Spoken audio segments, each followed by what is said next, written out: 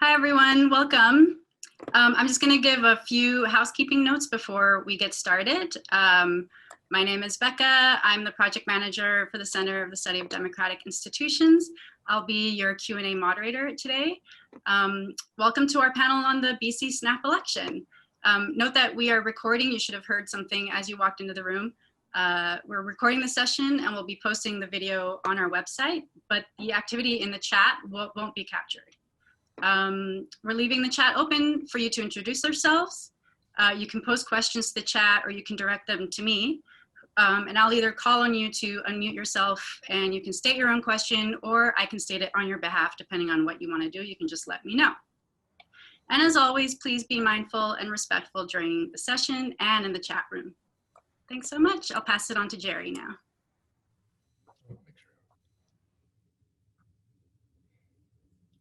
Thank you. Thanks, Tina, also for unmuting me as I try to do it myself. Good afternoon, everyone. Welcome. I'm very pleased to have you here with us. We tossed around several names for a panel on this election. COVID election, not now. Who's listening? What, an election? But we settled on snap election as the most value neutral, as all the others I just suggested maybe we're not. I'm Jerry Beyer. I'm the acting director for the Center of the Study for the Center for the Study of Democratic Institutions, UBC, and I'm thrilled that you and our panelists can join us here today. I'll play a bit of a dual role, actually. I'll make a few comments myself, but mostly I'll be moderating our guests to ensure we get the most out of their wisdom that we can in our allotted time. But before we begin, I'd like to acknowledge that we meet today virtually and somewhat scattered on traditional territories of Indigenous peoples. UBC is located on the unceded land of the Musqueam people, but other participants, including myself, are just as likely to be on the unceded territory of the Squamish or Tsleil-Waututh nations and in the lower mainland of British Columbia. And when all is said and done, the election will see 87 MLAs return to the Legislative Assembly in Victoria on the traditional territories of the Lekwungen people, as that's where the BC legislature finds itself. But wherever you're joining us, I ask you to please take a moment to reflect on the privilege of being where you are and to acknowledge personally in your own way the peoples on whose land you're situated, that we can't actually inventory all of the places we owe respect to, people and places we owe respect to. That should truly demonstrate the scale of our debt to Indigenous peoples. Just a quick word about CSDI, the Center for the Study of Democratic Institutions. We're located within the School of Public Policy at UBC, which is an interdisciplinary hub for innovation and learning. CSDI supports publicly engaged research, teaching, and knowledge sharing on democratic practices and institutions with a focus on citizen engagement and participation in constitutional governance. So today we want to continue that engagement by talking about the democratic engagement exercise surrounding us right here at home, the 2020 BC election. And to do so, we're joined by three outstanding panelists. We have Justine Hunter, a reporter for the Globe and Mail. Justine is based in the press gallery of the BC legislature, and she's followed the ups and downs of BC politics from her cozy office in the basement of that building since 1988. She regularly comments for BC politics on CBC radio, and she's also worked as a business reporter and on Parliament Hill, covering national politics. George Holberg is our second panelist. He's a professor at the SPPGA. He's written and edited several books on Canadian and US environmental policy, comparative Canada-US policies, and the influence of the US on Canada.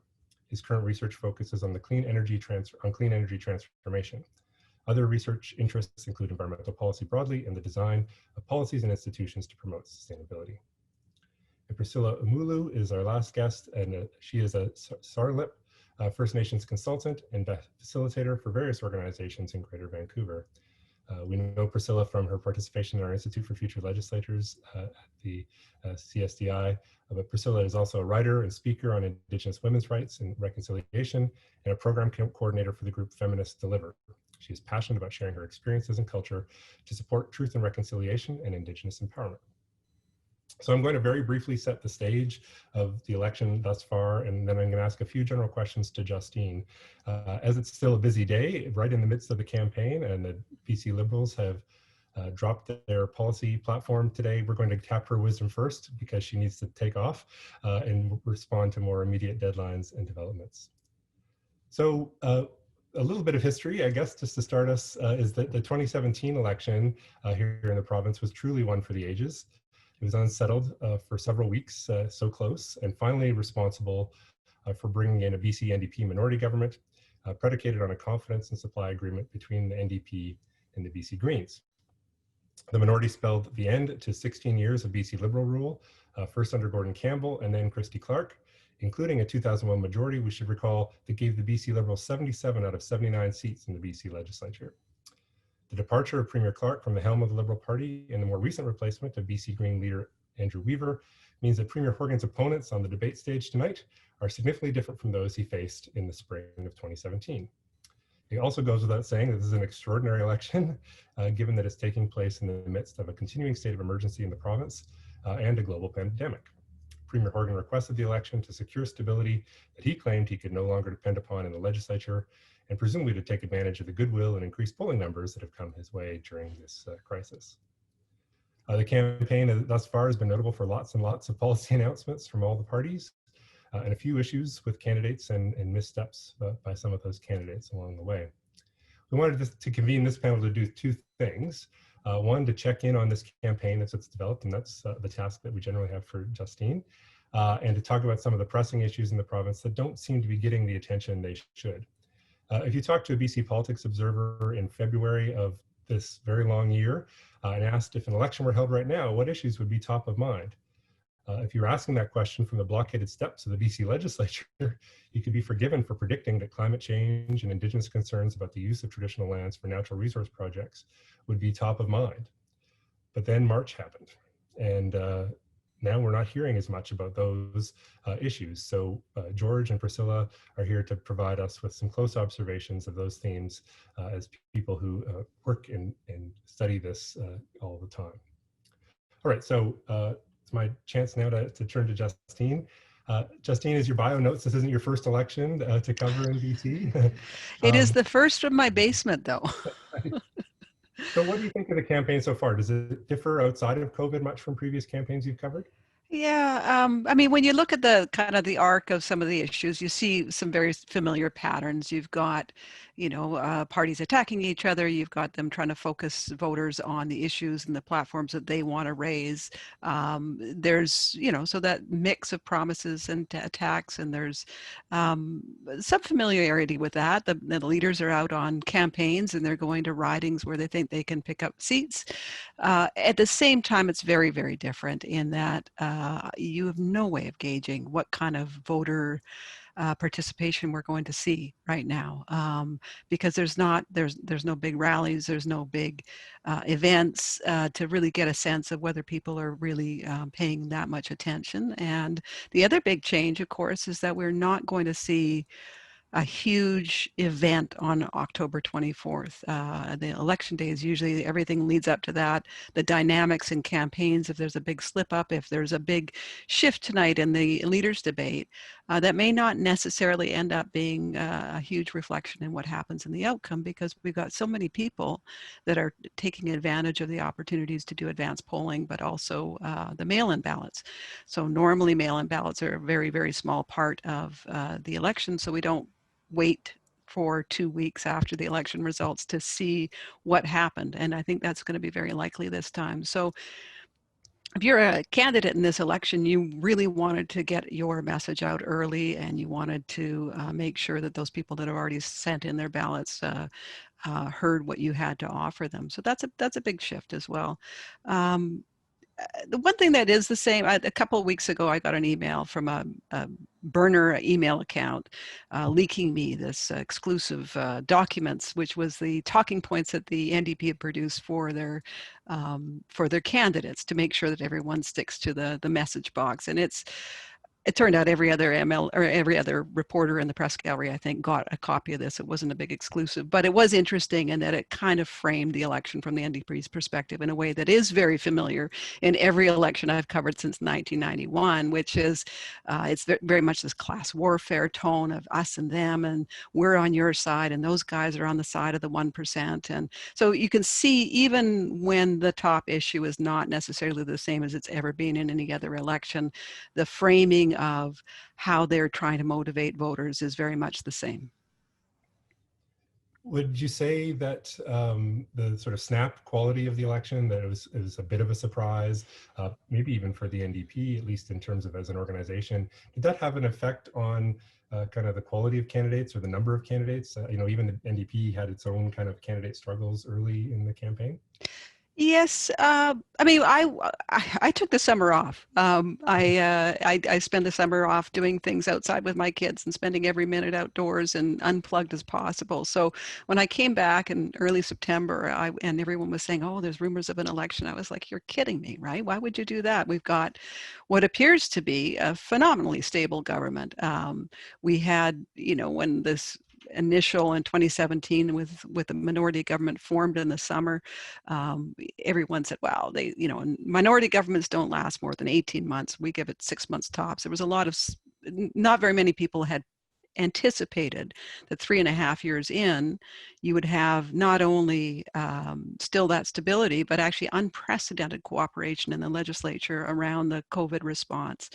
So that bit was a bit of a surprise, but clearly when you look at the material that the NDP have put together, whether it's the talking points or the platform or anything else, they were ready for this. They had been planning it for some time. It wasn't like John Horgan woke up on one morning and decided, hey, let's have an election. I got an idea. But both the NDP and the Liberals, and I think the Greens are in a slightly different perspective because they were in the middle of a leadership race, but the two main parties were preparing for an election since 2017. Because it was a minority government, they always knew that they had to be doing candidate training and getting volunteers lined up and making sure that they had everybody ready at any given time.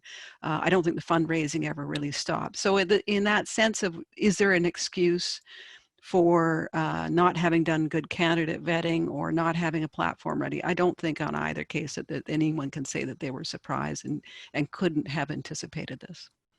Right. I mean, it's possible that it's partly created a false pressure for the NDP to allow the leader's office to take a little bit more of a hand in choosing some of those candidates too. It makes sense to me, particularly with Nathan Cullen, the Murray Rankin candidacies, which were, controversial early in the campaign. Certainly. Yep. Had that chance.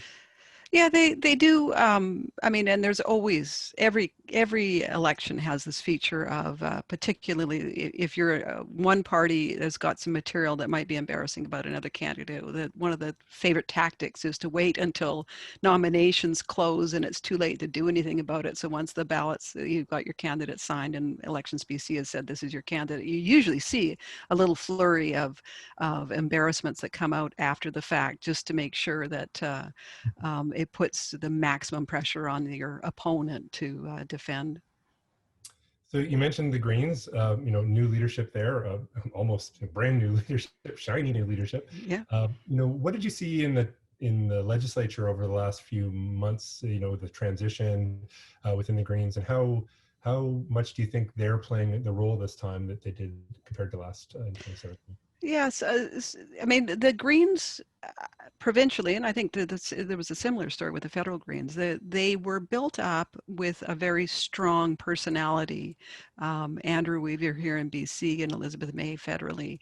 And so when you have that change in leadership in a situation like that, it makes it there's a lot of pressure on Sonia Furstenau to actually capitalize on what they have grown and to build the party, because she is not well known. Andrew Weaver was very well known, and the role that the Greens played in the last 3.5 years in government allowed them to punch above their weight in terms of their influence over government. So they had a unique opportunity there.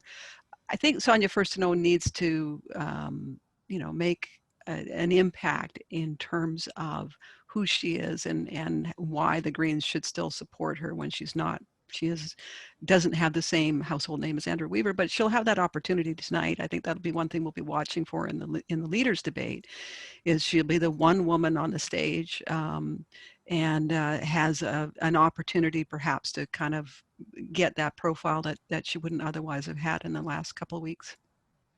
So, we had a referendum on proportional representation that didn't pass. We're still with this single member plurality system. Do the Greens, do you see them playing the same role in terms of that sort of third party role that defines some of the outcomes in the election this time, or is that less likely to be an opportunity for them? If I've learned one thing over the last few elections where we've had big surprises, and is that the idea that we can look into a crystal ball or look at the polls and say, well, this is what I think is going to happen. If I start saying I know the answer and what it's going to look like after this next election, I would be lying. They had a unique opportunity, absolutely, in this last election to gain influence, and had consultations on virtually every single thing that the NDP government wanted to do. I think that was the frustration that John Horgan felt over the summer, was that, you know, they saw an opportunity to perhaps shed the minority government and the millstone that the Greens were in having that influence. But it didn't, the case for saying that there was instability in government and that government couldn't get anything done because of this minority government, I think is very weak. They do have a record of showing over the last 3.5 years that they were able to govern, and a lot of things did get done that they wanted to do. The NDP didn't get everything they wanted done, but the Greens were an influence, and still they managed to maintain a stable government and move forward. And the session in the spring was quite phenomenal to see three parties get together in the space of a few hours and approve billions of dollars in pandemic relief, and just say partisanship is not appropriate here. And what this election has done is now injected that level of partisanship into COVID response. So it is a big shift from where we were talking about all year long around how to get government done and do a good response to this crisis with the pandemic. And it's interesting to me because if the government gets credit, the NDP government gets credit for managing the pandemic well, they have to really acknowledge that the Liberals and the Greens supported them throughout that. So my sense of the issues we've seen so far in the campaign, just in terms of the announcements that have come as we've gone through, as I hinted in the introduction, the issues that we might have thought would be kind of central ones in BC politics in February don't seem to be the ones they are. I mean, a lot of that has to do with the pandemic, but we're hearing a lot of the things you would traditionally kind of call pocketbook issues, right? Taxes, ICBC fees, rent protections or rent costs, a little bit on schools, a little bit on healthcare. Is that surprising to you? I mean, obviously, we're in the pandemic, that's going to come up, but is it partly that there's a desire not to talk about some of those more intransigent issues that are difficult? I think if there's one thing that the pandemic has done, is it's made it actually very simple to figure out what the ballot box question is. Normally that's something that only voters decide, and well, they do, but normally it's hard to say until election day what it was that moved voters. I think the pandemic frames everything right now, and whether you care about healthcare, seniors care, education, the environment. I mean, even just whether or not there's going to be what the shape of the recovery looks like, and are we going to have an agenda to do better on the climate or other environmental issues. All of those things are being framed by how we respond to this pandemic and what the recovery looks like. So I don't think it is a surprise that everything's being sort of framed in that right now, because that is what voters are talking about, probably on the doorstep. And remember, I'm sitting in the basement of my home right now, my work from home office. I'm not on the buses right now, but that the parties, particularly the two parties with a lot of money, are spending a lot of time talking to voters, either over digital formats or by phone, and they've got a good idea of what it is that voters want to hear. They're testing these things, so they're not making this stuff up. They're working on what will appeal to people and get that, particularly the swing voters, to vote for them. So that is, if you're talking about ICBC or you're talking about tax cuts, PST cut that the Liberals promised, it's because they think that voters want to hear how they're going to make the uncertainty they're facing financially more manageable. So you hinted at some of the difference or the challenge of doing your job. I mean, in some ways it's easier, right? Everything's kind of coming to you on, you're not spending hours on the bus drinking bad coffee. But how do you do your job now to try and sort of tap into those things? Who can you talk to figure out what the parties are trying to do in terms of some of that digital work and so on? Yeah, I got to say, so the first election campaign I did was 1991. And we didn't have cell phones, right? There was one guy on the campaign bus, Clem Chappell from what was then BCTV, and he had a coworker on the other campaign bus. It was the NDP and the Socreds. And so when the plane landed in wherever town we were in, we would all cluster around Clem and find out what was going on the other bus so we could get reaction the same day to what was going on. And this felt like the campaign was moving at lightning speed. So yeah, it's a big change, and every election has a new set of challenges in terms of how we cover it. This time it is, you know, because I'm very suspicious of judging what's going on out there based on what I see on Twitter or Facebook. But you do need to kind of see how the candidates are responding to things. So a good example this weekend was on Saturday night. A podcaster from Vancouver put up a video on Twitter, and he said, I'm not going to put any comment on this. I'm just going to ask women what they think of it. And it was this video of a fundraiser that the Liberals had held a few weeks ago, in which one of the MLAs, Liberal MLA, Jane Thornthwaite, had been making what were sexist and inappropriate and belittling comments about an NDP rival out on the North Shore, Bowen Ma. And so I saw that go by and I thought, well, that's interesting. And I'm watching all the response from predictable people on the NDP side on social media. But by Sunday morning, that video had been viewed, you know, it was like hundreds of thousands of people have now seen it. And it became a much broader issue, I think. And so I had to gauge, was that a story for the Globe? Yeah, it was.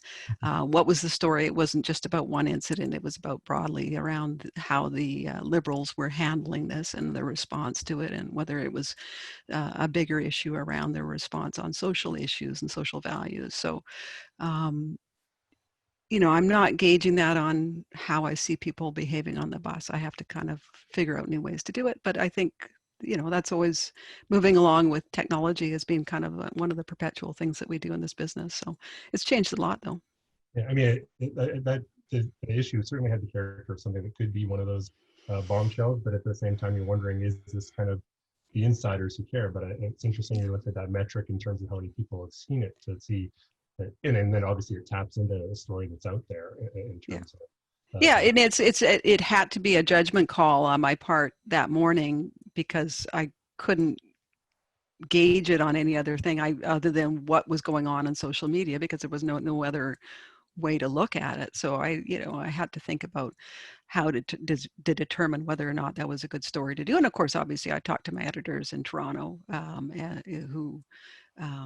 I said, this is why I think it's a story, and they accepted that. And it did have, in terms of Globe readership, so outside of what was going on in social media and that very small little pool, it did have significant impact. I can see the metrics of how many times it was read and how long people were engaged with it and how many people were sharing this story. So I get a bit of feedback that way to sort of see whether I was on the right track, which is why I decided to do a second story on it yesterday. Your CBC colleague, Justin McElroy, I think tried to go to as many all candidates meetings in the 2017 election as he could. Those aren't happening now. Do you sense that that's a concern for voters who want to know more? Is it something that the parties have found a way to work around? I think it's a big question around citizen engagement, because at the end of the day, my job is about getting people, because I write about politics, I want people to be engaged in their democratic process. And, everything I write is kind of essentially about saying, hey, there's this issue going on you might want to know about, and maybe, your thoughts and opinions matter, and you can do things about these issues. And so in New Brunswick, they just had another snap election, pandemic election. And I talked to campaign workers out there who said they were really concerned about whether voters were actually engaged in the election and whether they were able to, participate and understand what the issues were and compare the platforms and all of those things. But at the end of the day, the results of the election, they had within a fraction of 1%, the same turnout as they had had in the previous election. So from the elections machinery point of view, there was the same level of voter engagement, and people turned out and wanted to vote and made their voices heard. So I guess that was encouraging. So one number we do have, I think, is from Elections BC, 650,000 mail-in ballots requested, which is a nice even 100 times the number of ballots that were requested in the 2017 election. And even in 2017, I think, remember, we had to wait for a couple ridings anyway, because it was so close, and some of them did have a good share of mail-in ballots. I think Esquimalt was one of them, or somewhere in that area, right, with the possibility of people who were serving in the Navy. What do we do with 650,000 ballots? Maybe close to a third of what maybe we would have expected to come in. I mean, I've been preaching that maybe election night is not, as you said, the night that we would expect this all to be answered. How do we prepare for that? How do we prepare voters for that?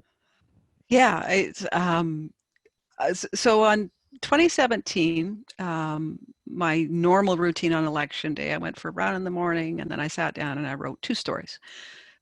One was the Liberals win, and this is what it means, and the other one is this is the NDP win, and this is what it means. And then you go in there on election night, because I'm so close to my deadlines, and you make sure that they don't run the wrong copy, but you're just going to insert a little bit of detail and send it off and meet your deadline. And of course, the one thing I hadn't anticipated then was a too close to call version. So I'm going to have to write 3 on election day, 3 versions of that story to cover all the possibilities. I think on the 24th, unless there's an absolute landslide one way or the other, we're not going to have a sense of who, well, we may have a vague sense, but we're not going to have the traditional concession speech followed by a victory speech, and then get your headlines written. I think we are going to be waiting for 2 weeks for Elections BC to start to count all those absentee ballots and all those mail-in ballots.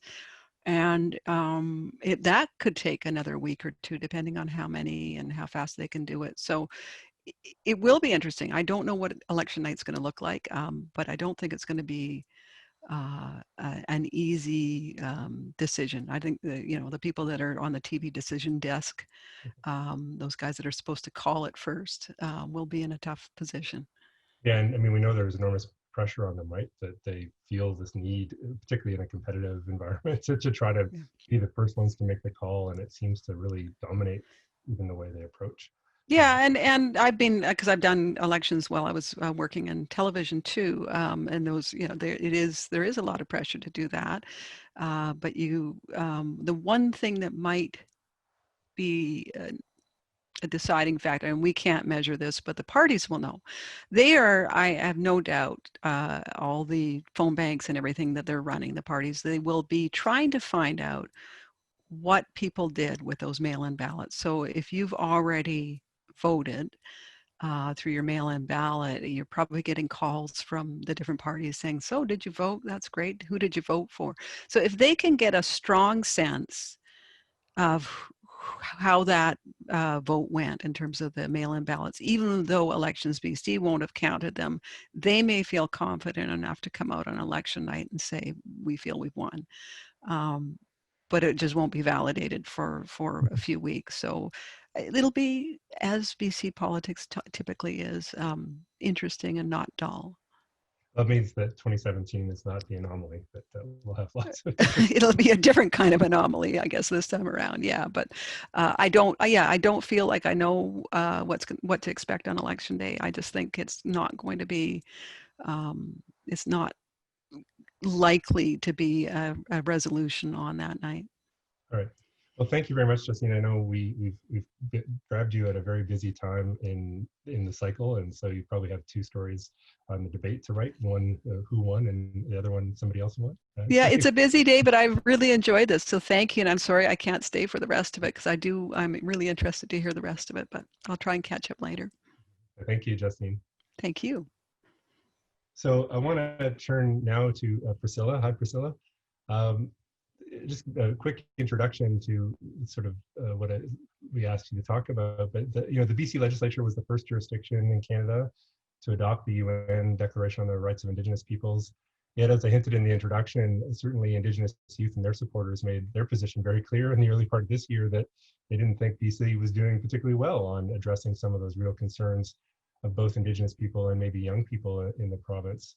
So what are you seeing thus far in the election, both as a young person and as a person who's active in Indigenous issues here in the province? Yeah, I mean, one of my biggest concerns is that there's historically been a vibe of voter apathy when it comes to Indigenous people voting. And for some of us, I've heard that it's because they don't want to participate in a system that is colonial and that it's oppressive and something that doesn't reflect who we are as a person, right? And so one of the things I do want to discuss is some of the equity policy that has come out with, the BC NDP, and taking a look at, who that representation is and what they're actually able to contribute. So for me, some of my concern is right now in trying to vamp up some of the awareness and some of that engagement. So Indigenous, get out the vote, right? And understand that we need to vote on all levels of government, and that there's also right now an Assembly of First Nations BC regional chief election happening parallel to this, and that vote's going to be happening November 18th and 19th. So it's also recognizing the different levels of Indigenous governance that happen and what participation that we're putting into it. So you're right, the temperature right now is about us getting our voices heard, but I think it's also a good opportunity for people who have stepped up and said they're allies to also participate and to recognize when you're at the ballot box, that's another way that you can show your allyship. Yeah. Yeah, so we see a number of candidates, I think, for both parties that from Indigenous communities. I think that speaks to some of that concern for you, in the sense that the parties have seemed to be reaching out at the same time. Nathan Cullen is running in the north, and he sort of usurped a seat that seemed to be or a nomination anyway that seemed to be designed or was contested, obviously, by an Indigenous woman. The party pulled a few of the kind of fast ones parties often have to pull in all kinds of circumstances to do that. How does that register with you in terms of that concern?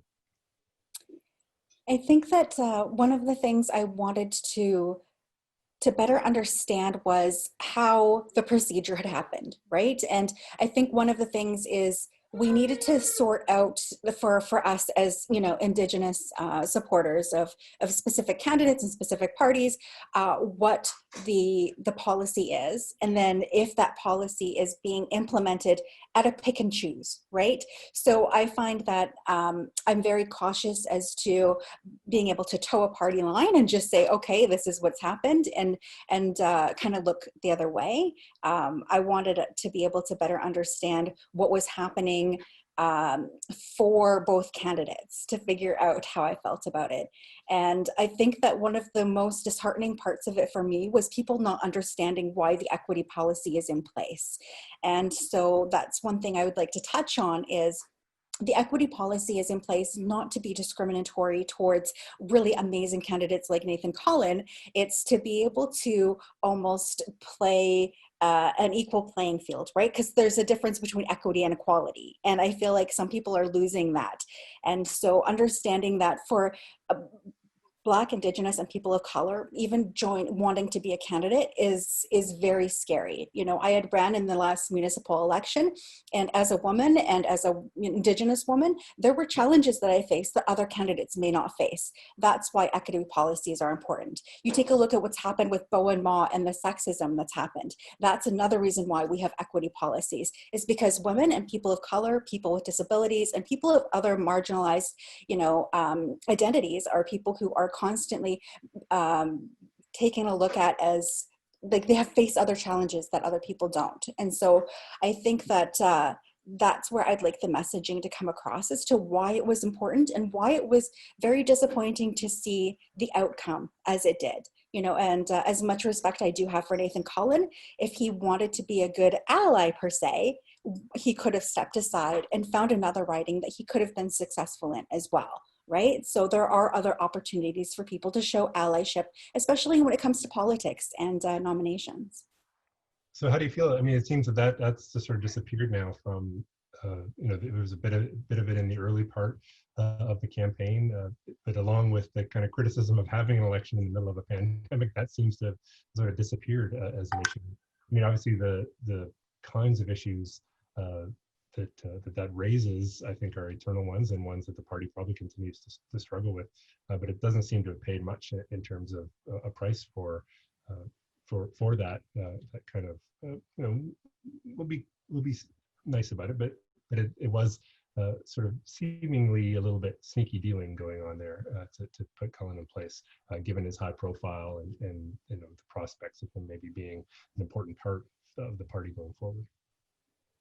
Yeah, and that's another concern. When parties are talking about running candidates, there are 5 Indigenous candidates running for the BC NDP right now, and a few running for the Greens. And I think that it's not just about running a candidate and putting them on a ballot. It's about putting them in ridings they can be successful in.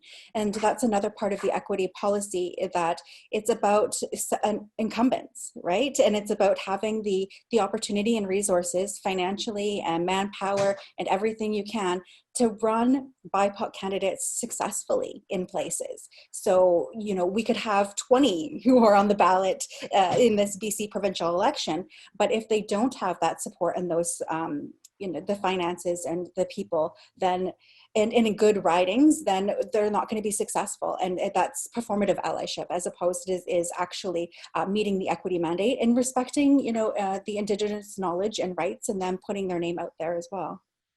So I think there's a lot more work that could be done, obviously. And I know that sounds a very political kind of quote to say, but there is definitely. And I think that's one of the things that I want to see held accountable for parties.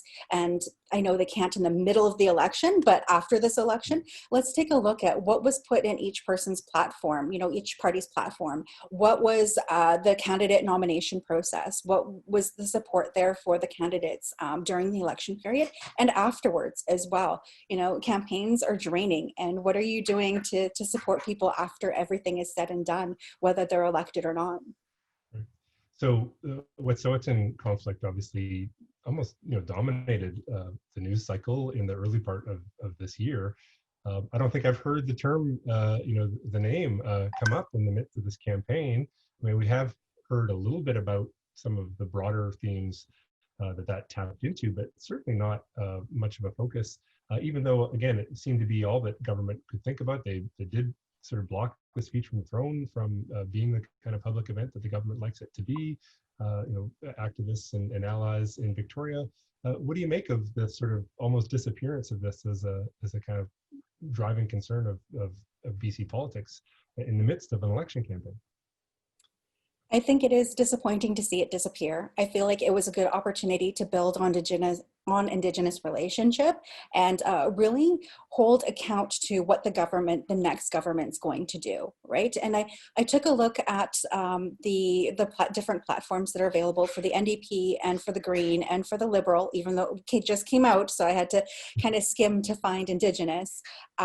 So believe me, I'm sorry if I missed it, but when I took a look, there was some mention of DRIPA. So BC is the only province that has implemented UNDRIP as DRIPA.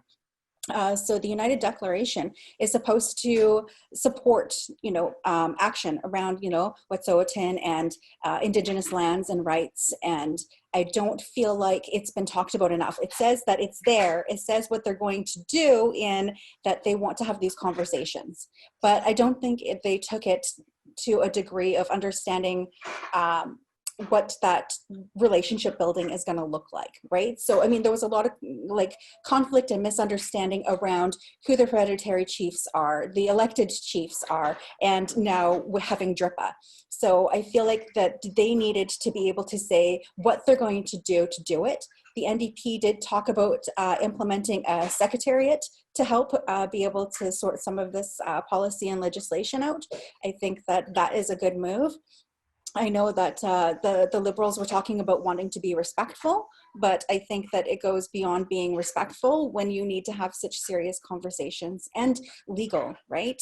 A part of UNDRIP is being able to and something I posted on Facebook as well is like, this is why you need to pay attention, is because anyone who's a minister, they're going to be held account to what is going to happen in their ministry, looking at the policies, looking at the laws that are within their ministry and seeing how they adhere to DRPA.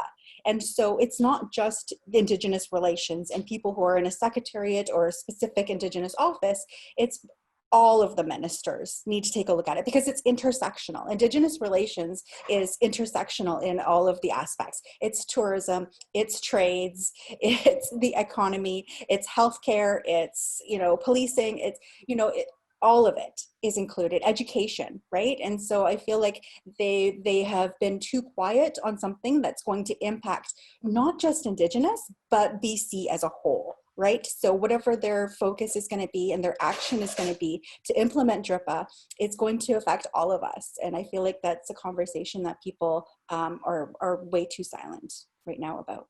So as someone who consults with community and, you do a lot of that kind of work, I think, in your kind of day-to-day, what have you seen in terms of some of that machinery? Is much of that sort of started up in the post UN UNDRIP commitment? Because I think, as you said, there's secretariat and there's kind of action plans that need to be in place to be able to do that. And it does cover the whole map, obviously. Have you started to see any rumblings of some of that starting to happen? I think the only rumbling I've had is that people don't feel heard. And I think that's also why I'm a little more angst than you might be used to seeing me today, is because even just starting this conversation with you this morning is bringing up a lot of the emotion around that, right? Is that a lot of Indigenous communities are not feeling heard, and especially in understanding that the Wet'suwet'en and pipelines and DRPA, it's all connected to other things that are happening for our communities. You take a look at the Murdered and Missing Women's Inquiry and everything that's come out of that, there hasn't been any action. Right? So we're having these recommendations and calls to action coming out, and yet government is sitting very silently in being able to implement these in a timely manner. And so we're looking at another election and it's thinking, well, who are we going to work with now? Right? And that change of power, the power dynamics and the leadership, and being able to say what's going to be the next steps. And so I feel like right now, a lot of the First Nations I'm speaking with are feeling voter apathy and feeling unheard and feeling unseen and misunderstood when we say no pipelines, because pipelines impact women. They harm the land and they can harm the women because of man camps. So many times people are saying we don't want pipelines because of the land or because of the economy, but you need to know how it ties into the impacts it has on the communities that these are going to be running through. And so many times they don't see the intersections of how this is happening. And yes, Indigenous want jobs. Yes, Indigenous want to be able to have, self-governance, but we also want to be safe, and we want to be able to have our lands and rights and safety and wellness all taken into consideration when decisions like this are being made on the provincial level. And it is complicated because each nation to nation has different ideals and values as to what they want and expect out of this. But that's why we need a government who's actually talking about it. And right now, I don't feel like any of these parties are talking about it.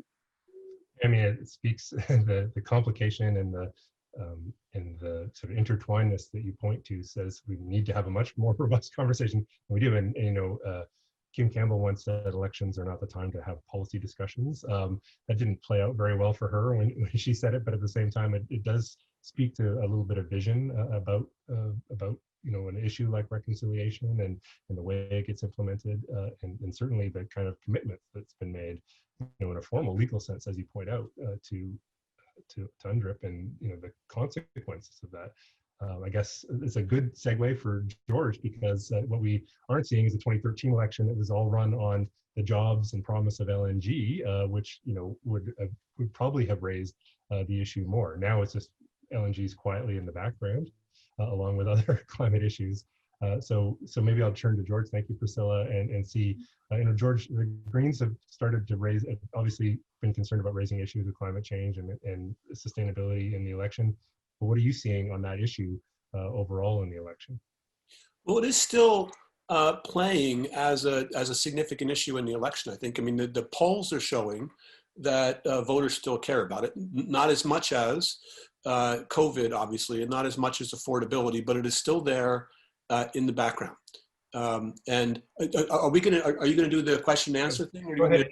You said you had a little bit more prepared, so I'm happy to. Well, either way works for me. I'll talk for 5 or 10, and then you can come in with more questions. So I just want the kind of 3 things that I would do is just talk very quickly about the records of the 3 parties on climate, and then second, what their platforms say.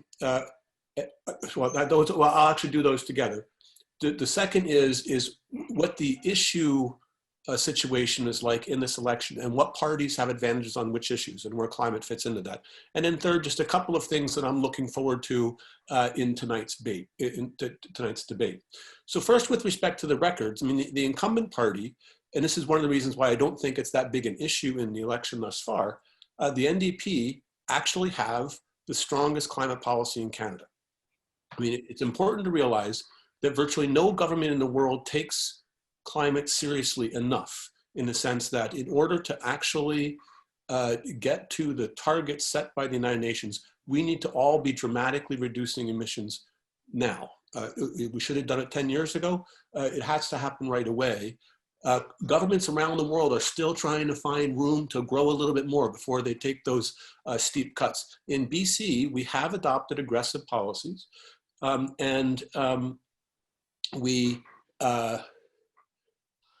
done it first by the Liberal government, but now with the NDP. So the Clean BC plan, which is the hallmark of the NDP, essentially they have a legislated emission reduction target, which wants to reduce emissions by 40% below 2007 levels by 2030. So that's in 10 years. We have to be 40% below where we were in 2007, and they're significantly higher now than they were in 2007. So far, we're not making much progress at all. The last inventory we have, which is 2018 numbers, our emissions are still going up slightly. But so we need to start really bending the curve down. And then the NDP has put together a plan in Clean BC, which does get us about 75% of the way to that 40% reduction target. But so, and there's 2 things about that to keep in mind. So first of all, they have a good plan. The plan is not great in the sense that it doesn't actually get us all the way to that 40%, and they haven't implemented all the plan yet. So there are some flaws there, but what the NDP platform is doing is committing to finishing that. And they've also introduced a new policy goal of becoming net zero by 2050. And my own view is, I don't care about 2050 goals. It's too far away to actually make a difference, but it does join in with the federal government in sending that signal to industry and to citizens alike that this is a very serious issue and we need to get down to zero, or net zero as they're calling it, over the next 3 decades. Okay, so that's the NDP. Now the Liberals actually were a party of climate leadership. During the second half of Gordon Campbell's premiership, starting in 2006 and 2007, Gordon Campbell became a climate leader internationally. He introduced the BC carbon tax, and he was one of the first governments to legislate emission reduction targets. He served until 2011, when he stepped aside and was replaced by Christy Clark. The tone of the government changed significantly. That's when the BC Liberals became the champions of liquefied natural gas up north and economic development more generally of the resource sector. And Christy Clark put a pause on climate policy leadership. I just looked this morning to see, because the Liberal Party platform came out about an hour before the session started. It does mention climate, but there's no specific policies in there. So we really don't know what differently the Liberals would want to do. And certainly they're not going to push things further than the NDP have. And then the Greens, I mean, I think we can all, the Greens have not served in government, but the NDP plan that exists now is what it is because the Greens held that partnership position in the previous government. Much of the Clean BC plan was in fact written by the Green Party leader, Andrew Weaver. And a very important question about this election is if the NDP gets a significant majority and doesn't need Green support anymore, will they slide back on climate? That's what, as a climate advocate, that's what concerns me. Okay, so those are the records that I wanted to talk about. I also wanted to briefly go over the place of climate in the election. There's an Angus Reid poll. In fact, I can show my screen, right? I'm going to do that quickly. If I can get this going. There, can you see that Angus Reid poll? Okay, so this asks voters which issues they care about, which is the number underneath on the left side in text there, and then asks voters which party has an advantage of it. So obviously, voters care more about COVID than anything else. But they also care about healthcare, which they care about because of COVID. I mean, they always care about healthcare, but COVID activates that in everybody. And they also very much care about housing affordability. You'll notice that climate change in this particular poll comes in fourth among voter concerns. It doesn't come in way last, and it comes in this poll above economy. On the top three issues, COVID, healthcare, and housing affordability, the NDP has significant advantages. On the environment and climate change, the Green Party has an advantage, not surprisingly, that's their whole mandate, but the NDP comes in second and the Liberals a distant third. The only issue the Liberals have an advantage on is economic growth. And that's an extremely important finding, but the problem is that that issue is not as salient in voters' minds as COVID, housing affordability, healthcare, and climate change. Now, I did see another poll. It was a poll that came out this morning that had a different ranking of issues. Economics was more important, COVID was less important, and climate change was less important than in this poll. But in that poll, the NDP actually had an advantage on economy as well. So climate change is among the issues that's important, but also, interestingly, it's among the things that's disadvantaging the BC Liberals because the issues that they do the best on, which are typically economic ones, are not as important this election season. So I'll stop sharing that and just conclude on a couple of things about tonight's debate. First, question number one is, will climate show up at all? I'm pretty sure it will because Sonia Furstenau is in the debate and she'll have to make it an issue. But the related issues about Site C and the pipeline and LNG will be interesting to see how they come up. I suspect Sonia Furstenau will kind of troll the NDP and the Liberals by bringing up Site C. It's a great issue to create a wedge between the two of those because it was originally the project of Gordon Campbell and Christy Clark. John Horgan did not want to do it, but he got stuck with it, so he had to keep going with it. He thought now that he's in charge, it's terribly over budget. They're running into major geotechnical problems. And so it's kind of a project mismanagement problem, but the Liberals can hardly criticize the NDP for being stuck with their project. So it'll be very interesting to see how that works out. And then secondly, the question is what role Wilkinson's going to play on this.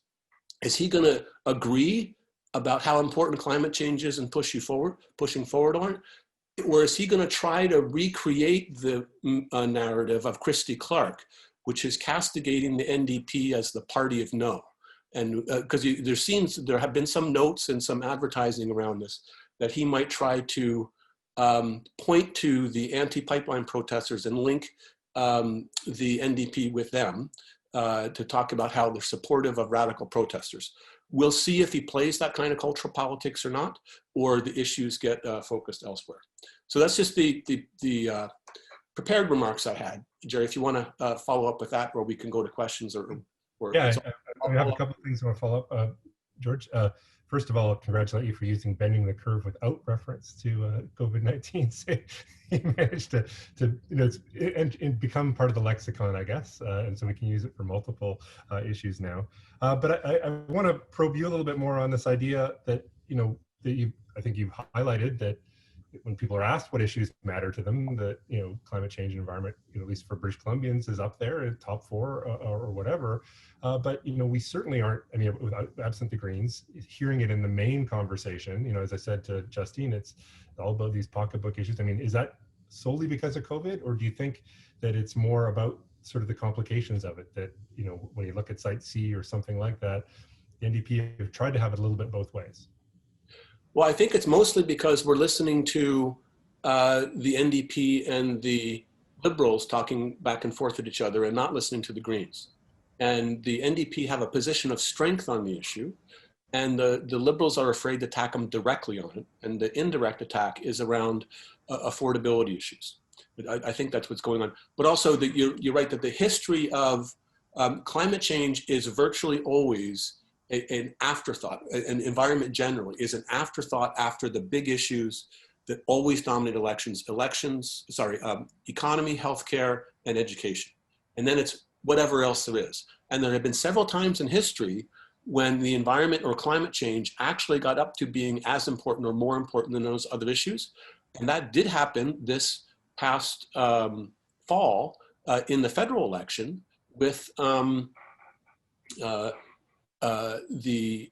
climate change and all the student strikes. You were referring to the period, when we had the demonstrations around the Wet'suwet'en pipeline issues, but that was about the same time we were all going on climate strike as well, and all meeting in downtown, marching in downtown Vancouver. So it has become a big issue, but it has now been eclipsed by COVID and the associated economic policy challenges that have emerged from that. What do you make of the not, I think there's been a little bit of it for sure, but the sense of kind of casting recovery as an opportunity. I think the NDP have done a little of that, but it doesn't seem like everyone has jumped on that opportunity to say, let's make this into a smart recovery, a smart green recovery, to sort of, if government's going to have to start spending money on things, why don't we spend it on stuff that is about sustainability or adaptation? You're exactly right. But let's see what happens at tonight's debate, and let's see how Sonia Furstenau chooses to use her 1/3 of the time she has available to her, right? If she chooses to press this issue, it'll be talked about. And the NDP platform actually does use that frame of a green recovery quite a bit. Anything else you wanted to add on that, George, that we didn't give before we switch to questions from? Nope, no, that's great, thank you. Okay, thanks, George, and thanks, Priscilla. So we've got some time for questions from our audience out there in the virtual ether. So Rebecca, have you got somebody lined up, or? Yeah, I have a few questions. The first is from Sophia Lopez, and I'll ask Sophia to unmute herself and ask the question. Hi, everyone. Thank you so much for sharing your insight and perspective. I was just wondering, as a new voter like myself, I feel like I'm a little overwhelmed with all the information on the candidates, and I don't know who I should vote for. So I was wondering if you have any tips or maybe a guide on how to navigate the BC elections for the first time voters. And I'm really excited, but I do want to make a informative, kind of strong opinion on I want to build my capacity to make a good political opinion on the BC election. So I was wondering if there's just some guides or some tips that you guys can share. Thank you so much in advance. Priscilla, why don't you start if you have some advice? Sure. I'm not sure if you are a student or what your background is. There are some student movements that have really good report cards that come out. Those might be helpful. I think that one of the things I just want to encourage you to do is look at what is most important to you right now. So thinking about the concerns that you have for yourself, for your family, for community, where you would like to see the province go, and then take a look at the candidates in your area, take a look at the platforms and see where they're meeting that. So for myself as an Indigenous person and an intersectional feminist, I do want to take a look at platforms and see what do they have in there around, of course, Indigenous relations, but also taking a look at, childcare, jobs, women's rights, and then seeing what they tick for me, right? And what their language is. Because I think a lot of times, if you look at platforms, you can see what language is important. Of course, as an Indigenous person, I'm going to say language is important, but that will also gauge where someone's at in their awareness of certain issues, right? So if you're looking at intersectional feminism and they're mentioning women, not mentioning BIPOC or two-spirited or other terminology, then you can see where the candidate is and where the party is. And if that aligns with your values or not, seeing who has the most kind of parallel to what it is that you want to see.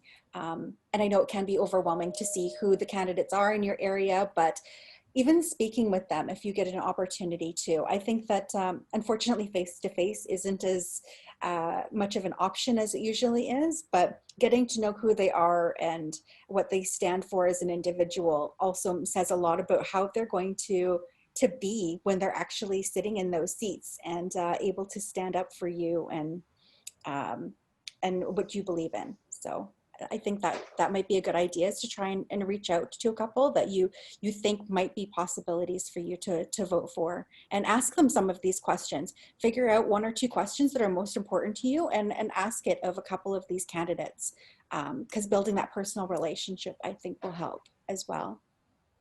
Yeah. George? Yes, just to follow up on that, and it's a great question, Sophia. In my view, the best way to think about it is what is important to you? What values do you care about?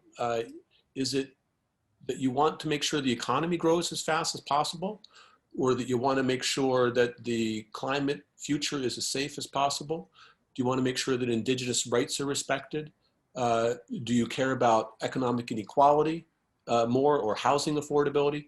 And when you take that set of values, there's actually programs that are designed to help you figure out which party comes closest to it. It's called Voter Compass. And I put it in the chat there. And Jerry, I don't know whether, do you know, is that active this year for the BC election? Yeah, well, so I was going to follow up because I was one of the fine tuners. so I helped the team that does this ask questions that try to draw out the differences between the parties, right? So what the Voter Compass does, and you'll find it on CBC as well, the CBC BC, you'll find a link there. I think last time I checked, there was well over 20 or 50,000 people had done the survey now. And so if you go through the questions, and the questions are kind of designed to say, your approach to the opioid crisis, is it to have more police resources or have more mental health and health resources? And we know the parties differ a little bit on those kinds of issues, and that's where it gives us a sense. So Bulgan has put a link directly to Vote Compass for BC. So it is there. I really encourage you to use it. It does help people to say, well, here's your values and here's how they line up with the parties that are out there. Thanks for plugging it, George. I'm supposed to do more. Great. Thanks. So the next question comes from Katia Gallegos, and the first question, it's two-parter. The first one is directed at George. Should the post-pandemic recovery plan be priority in the NDP agenda? And then the follow-up to that, which maybe could be addressed to all of you, she'd like to know how what your opinions are on the fairness of $1,000 aid for households with annual income under 150K. So with respect to the first question, which I'll answer, and I'll leave the second one to others, I don't think there's any question that the priorities both have to be getting the pandemic under control and keeping it under control, but also helping the economy to recover. And that's going to almost, it requires a very significant amount of public investment. And because it does, that means the public's priorities, the next government's priorities are incredibly important. So are we going to build it back like it was, or are we going to make it better in a way that's more sustainable, more climate friendly and fairer? And that's the whole idea of the building it back green, or the whole Green New Deal argument for this is a very, very special time in history where there's such a disequilibrium in society and economy that we have a chance to kind of reset how we the next path that we take in the post-pandemic recovery. And I certainly hope that all parties prioritize that. Priscilla, do you want to say anything about that? Yeah, for that first part, I agree with George that the economic recovery plan should definitely be a big part of what the parties are talking about right now. I will plug that Feminists Deliver does have recommendations and a report that talks about a feminist recovery plan, because we do know that so Black, Indigenous, people of color, and women are specifically hit the hardest with the impacts of COVID, being jobs, childcare, housing, and that needs to be taken into consideration when we're talking about jobs, healthcare, housing, education, and who we're going to be electing. Yeah. So I can take a shot at the second question. I mean, I'm not an economist, so I'm not going to speak specifically to how well designed a $1,000 allowance is or something, but I do think it's a good way to open up the question of some of the tactics that we've seen in this campaign. And, my colleagues in political science and we get asked a lot, what do you make of this program? What do you make of that program? As, central kind of promises that different parties come up with. And a couple things strike me. One is I've never been behind the scenes on making these kinds of promises, so I don't know how they get formulated, but they do strike one as having a quality of kind of big data algorithms, that we can find people who are likely to vote for us, and this kind of speaks to them in ways that other proposals we have. So we see a lot of niche promises, right, about either, they used to always just kind of be geographic. It's like, we're going to put a school in this place, and that might speak to the voters there, that we're serious about them. But now they can be a little bit all over the place. And so, the NDP used this, I think, in the last election to great effect in terms of understanding that cutting tolls on the Port Mann Bridge could really help them in a few key ridings. And, it all came down to just a couple of ridings in the end. I'm not seeing quite the same targeting of specific ridings this time, but it's clear that the election is going to hinge on those, right? That they both see kind of where they have a certain amount of people, a certain amount of seats that they can count on. And then, how do you push it over the top? How do you get a few more seats? The PST promise, which the Liberals came up with to just sort of pause the PST for a year, seemed to be one that could speak to lots of parts of the province, but at the same time was probably kind of locking in some of their core demographic. Every time I think of it, we have a 13-year-old car in the driveway, and I'm thinking, oh, PST, I could save some money if I needed to buy a car in the next coming year. I think that's a lot of the people that are out there. There's also businesses, obviously, in terms of trying to get them to invest in machinery and the rest. But from the standpoint of individuals, that could be something that they're looking at. So I think it's interesting that the parties are being so specific about some of those kinds of promises, but at the same time, it's hard to test exactly how well they would work out, I think. And then we see some of those plethora of promises that both the parties offer, and it's even hard to kind of live up to them, as the NDP had a challenge with their $400 renters rebate, which they just either couldn't get to or couldn't really see the sense of in the end when the time came. George, Priscilla, do you have anything to add to that? Okay, next question, some of you might have seen in the chat, is from Stephen Phillips. Stephen, can I ask you to unmute yourself? Okay. I'll do better than that. We'll get video as well. Yes, I just wanted to draw attention to a question I posed earlier to Priscilla. There's another riding in which there's been some controversy with the NDP in terms of local nomination involving a First Nations person, namely Fraser Nicola. In that case, the party executive, the NDP party executive, appointed Aaron Sumet-Helsa as the local candidate over the objections of the riding executive, and all 13 members of the executive resigned in protest over that decision. And one of them, it seems, has actually filed his papers to run as an independent candidate against the official NDP candidate. Have you heard anything within the First Nations community about this particular riding, how it may be affecting the local campaign or more broadly, as I say, affecting our perceptions about party politics and the way it's conducted in BC? I haven't heard anything specifically in the writing itself. I know that with some of the other writings, it has impacted the candidates, but and getting resources for candidates. But with Aaron specifically, I have not heard if he's having any bit of a struggle internally. Externally, it definitely has shaped perceptions, I think, of the NDP as a party. And I know that from some of the mumblings I've had of friends and family and community members, there is some concerns about how things are happening internally and structurally when it comes to, either the equity mandate, going back to what I was saying earlier, or with how they're choosing candidates, and not really having that discussion with the riding associations and the people who are doing the work year round. So I know from some of the people that are closest to me are going to be wanting to address that after this election happens, in how that communication happens internally as well. So, right, thanks. Yeah.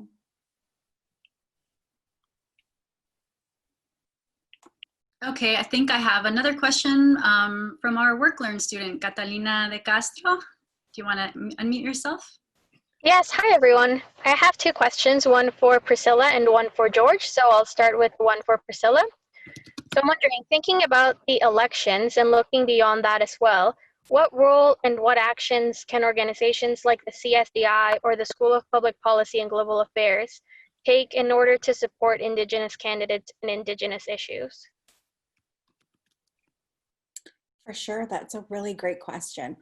I think that one of the best moves would be to, one, better understand where the economy meets, Indigenous rights and Indigenous kind of vision as to where they're going, right? Like understanding where chief and councils are, and understanding land rights and how everything is intersecting with the economy, like we were talking about earlier, and understanding like Indigenous business. There is a great Indigenous economics with potential to be happening, right? And I think that that's not talked about enough either in any of these candidate or party platforms.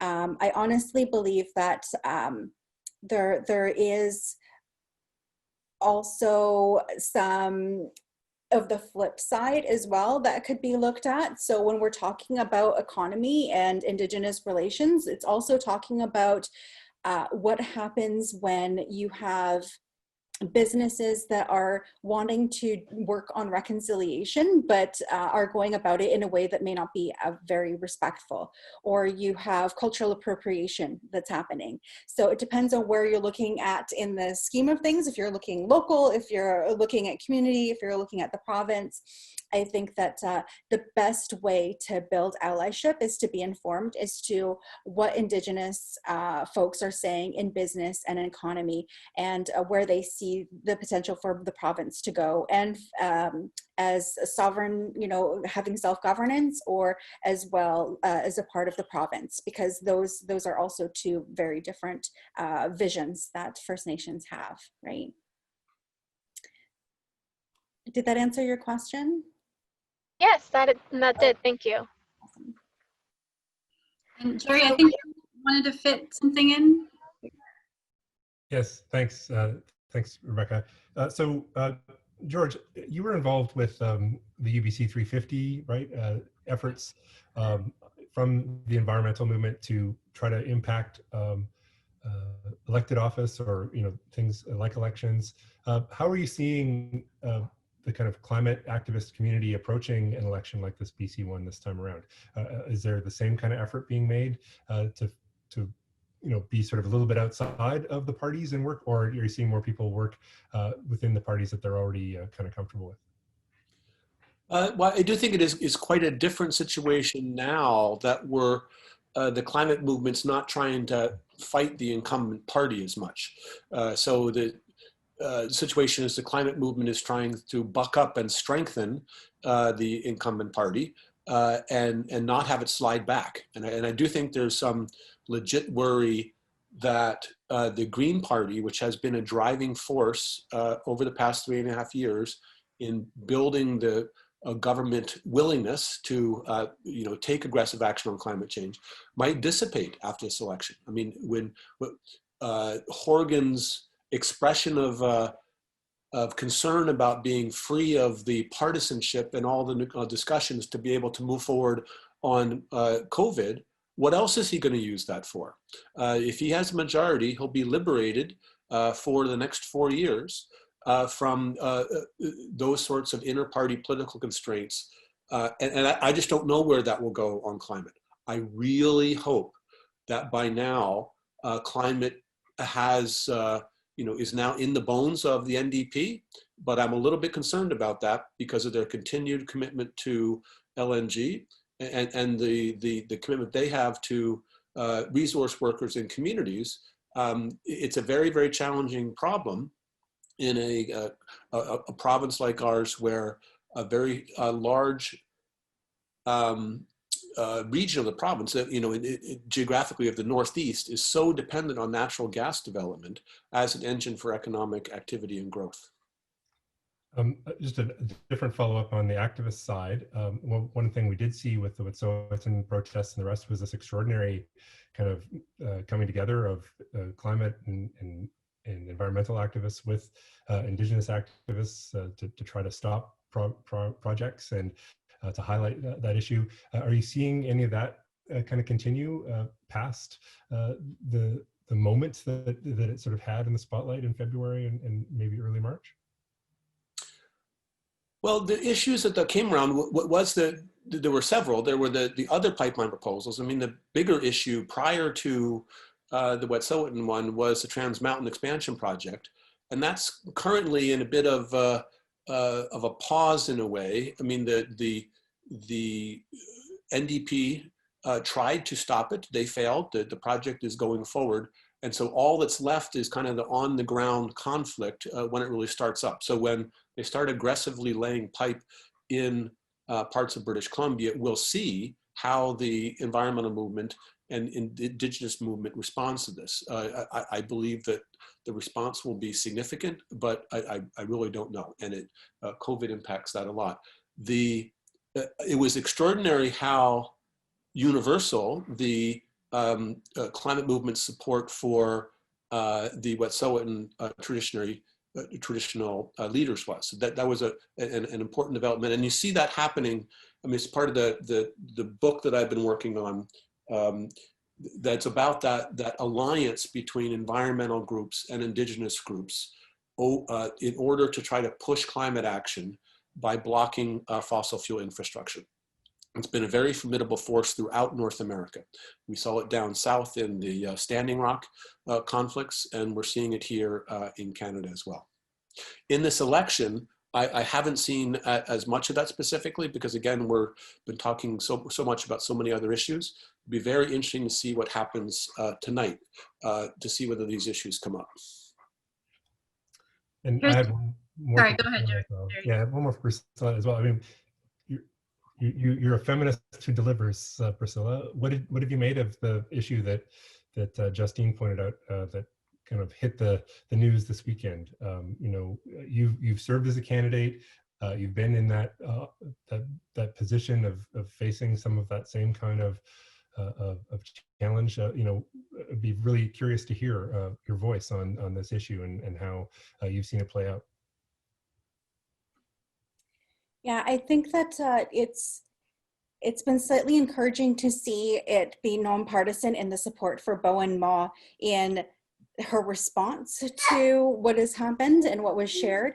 I do see that it says a lot about the internal party politics as to what is held to be acceptable or not, right? And I feel like that's something that I would like to hear more from the party itself and leadership saying, this is unacceptable, and outrightly recognizing that sexism and the misogyny and the patriarchy within the system itself it needs to change, and that we are in 2020, as a lot of people are saying, and that you know, there are more women who are seeking office, and that needs to be respected. You know, it needs to be seen as a place that's safe as well for people, and especially women of color. I think that some people were looking at it to be a woman, you know, speaking about a woman, but we need to understand that Bowen Ma is also a woman of color, you know, and that she has these other, you know, intersectional challenges that comes with her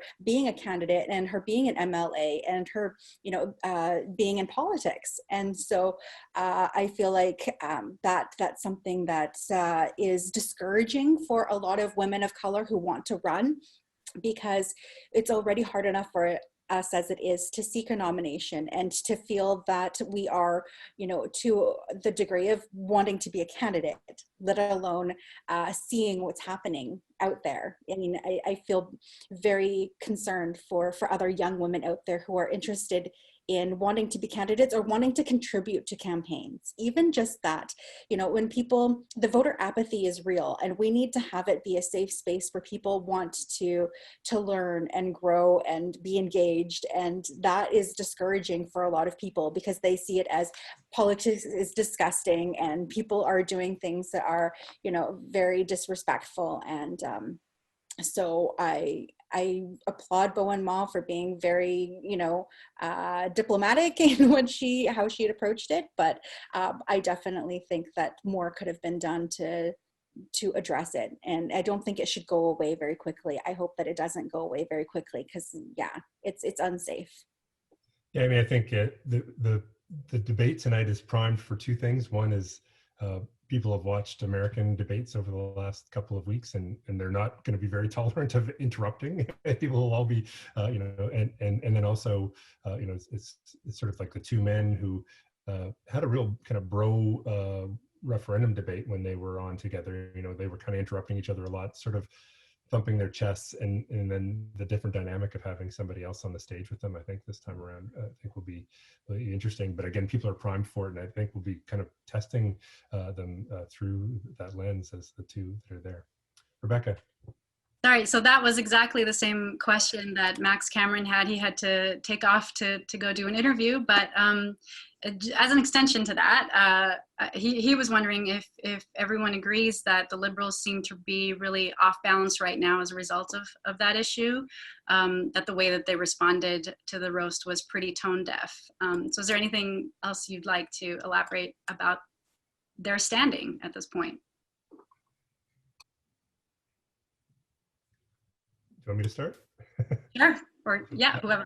I mean, I do think, you know, they struggled. I mean, some people say it's a kind of communication failure, that they struggled with having a kind of positive or good enough response to issues that have been percolating for a while with them, particularly in the Fraser Valley on LGBTQ questions, right? So there were candidates who were advertising, or sitting MLAs who were advertising in publications that had taken stances that were not particularly LGBTQ friendly, and you know, and the party didn't sort of crack down on this. Now we have, you know, video evidence of a party leader laughing along as these kinds of remarks are made. Although today he seems to have thrown his candidate under the bus a little bit by saying, oh, he was embarrassed, and everybody was embarrassed, but, you know, we didn't want to ruin the event. That was, I think, the answer. I think in both cases, you know, being quiet for 2 or 3 days, letting it sort of simmer, I think was a mistake on their part. And it speaks to a little bit of, you know, not a lot of interest in necessarily heading those things off at the pass in the way that, you know, I think, you know, and I'm not doing comparisons, but Christy Clark, I think, would have done something a little bit different in terms of, I think her sense was to communicate things quickly as much as she could. You know, she would have tried to head it off. She would have probably been a little bit cynical and manipulated it to say, well, I was a woman and I faced all kinds of stuff too, and tried to do it that way to answer. But I think Wilkinson's not in that position. You guys have thoughts? If I can just jump in, and this is related to the kind of tone in the American debates as well. Let's all be just a little bit thankful that we live in British Columbia and in Canada, and that what happened this weekend was disgraceful. But this has become a big issue. This would almost be a non-event in the United States, given the overall pollution of discourse that's happened here. in my view, I don't expect this to be a significant issue unless something like this recurs again. I think voters have a sense that the BC Liberals are more culturally conservative than the NDP and the Greens. So this doesn't come as a surprise, but as an issue, I doubt that it will have legs unless another incident of it occurs, which is, pretty likely. Priscilla? Yeah, I think that the only thing I want to add is that for myself as an Indigenous woman and an intersectional feminist, for me, I want this to be talked about. I want this to be addressed. And it gives me little faith in a party that can sit there and listen and be quiet, because I don't want them to be quiet in any injustice, in any discrimination or sexism or anything that's happening. Because if they're not going to do it within their own party, then how do I know they're going to do it in legislature? How do I know that they're going to stand up for me as an Indigenous woman who's already walking in a world that is less safe than for any of you out there, right? Indigenous women have higher rates of, murder, higher rates of violence, higher rates of, domestic violence. And so, you take a look at what I see the world as, and then take a look at what they're accepting within the party. To me, I don't see them being able to keep me safe, right? And so I feel like there is a disconnect there as to what I feel and think every day, as opposed to what they find to be something that could be small. For me, it's not, right? And so I think that we need to be able to hold them accountable for what they're saying, or even more so what they're not saying, right? I mean, I think it's also, and I think George would nod his head if I say this, it's disheartening if somebody who, we teach, young women and young women of all kinds, and we want to tell them this is something that you can do as much as anybody else can, and then to see people encounter that. I mean, Bowen Ma talked to my legislators class in the summertime. This kind of thing came up a little bit, but the group she was talking to was very diverse, and my hope was that they would feel like this is something they could do too. So hopefully it hasn't turned people off that way. Yeah, I'm hopeful that this will lead to a burst of fundraising for young women who are running for election this year. And hopefully the ones who will sign up for our CSDI Institute for Future Legislators in the future, so we can have them come and get them ready.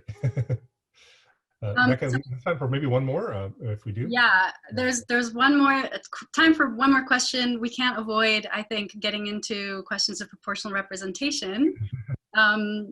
So there might only be a few minutes to answer this. I'm sorry about that. But Stephen Phillips has a great question for George about proportional representation. Did you expect the Greens to take the NDP to task to a greater extent on the issue of electoral reform? I'm thinking in particular of Horgan's justification in calling the election to form a strong, stable government, despite the fact that A, that his minority government arguably fit that bill, and B, the desirability of inter-party collaboration, a hallmark of pro-rep, was one of the main arguments made by the NDP and the Greens in the campaign for a yes vote in the 2018 referendum. So my view on all that as an issue, I mean, we've discussed that in British Columbia. We referendum that, and it's going to go away for a little while. It'll probably be back, especially if we have distorted elections outcomes that we've had in the past. One thing that might be heartening to people is that despite John Horgan's protestations of needing to call an election, we had an extremely functional government for the past 3.5 years under a quasi-coalition situation, which will be more likely to happen under proportional representation. So it's a very interesting governance development that happened this year. But I don't think it will be an issue in the campaign. We'll see if First and Now brings it up tonight. So thanks to Stephen for putting that PR right in this political scientist sweet spot for us to end off. I'm conscious of time. I want to make sure that we give our guests, what we build and let them go. So I'm just thrilled to thank them for their participation in this session. Thank them for doing it the way we have to do these things in these times, which is remotely, although it's nice to do it from the comforts of your own home, I guess. But it would have been nice to all be together with some cookies and coffee or something, but we were unable to do that. So thank you very much for your time, Priscilla. Thank you very much, George, and for Justine, who's no longer with us on the meeting. And thank you all for coming along on our talk and our panel. On behalf of Rebecca and Tina and Catalina, who very much helped put this together, we thank you all, and we'll say goodbye.